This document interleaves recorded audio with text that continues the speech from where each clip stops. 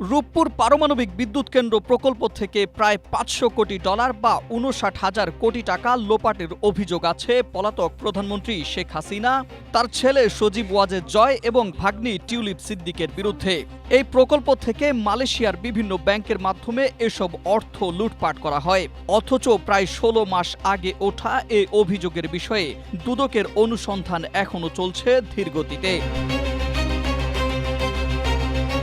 দুদকের অনুসন্ধান দল এখন পর্যন্ত চূড়ান্ত প্রতিবেদন দিতে পারেনি।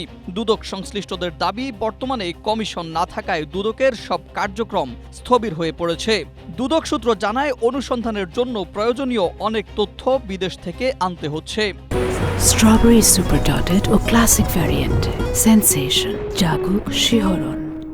এছাড়া অনেক গুরুত্বপূর্ণ দালিলিক প্রমাণ এখনও সংগ্রহ করা সম্ভব হয়নি। এসব নথি হাতে না পাওয়ায় অনুসন্ধান দল চূড়ান্ত প্রতিবেদন দিতে পারছে না।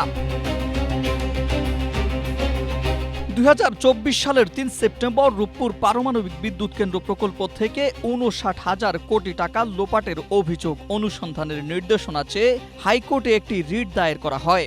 এরপর ২০২৪ সালের ১৭ ডিসেম্বর দুদকের এক সভায় শেখ হাসিনা ও তার বোনের পরিবারের বিরুদ্ধে অভিযোগ অনুসন্ধানের সিদ্ধান্ত হয়। প্রায় ১.৫ বছর পার হয়ে গেলেও তদন্তে কোনো অগ্রগতি নেই।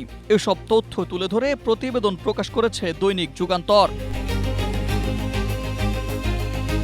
দুদকের এমন অচলাবস্থার বিষয়ে মহাপরিচালক আক্তার হোসেন দৈনিকটিকে বলেন, কমিশন ছাড়া দুদক আইনে নির্ধারিত অনেক গুরুত্বপূর্ণ সিদ্ধান্ত নেওয়া সম্ভব নয়। কমিশন থাকার সময় যেসব অনুসন্ধান ও তদন্ত অনুমোদিত হয়েছিল সেগুলো সীমিত পরিসরে চলমান রয়েছে।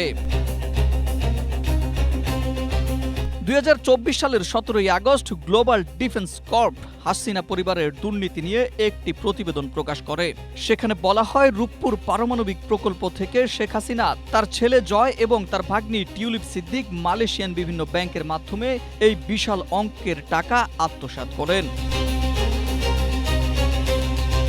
Ahmed Imtiaz, Asia post.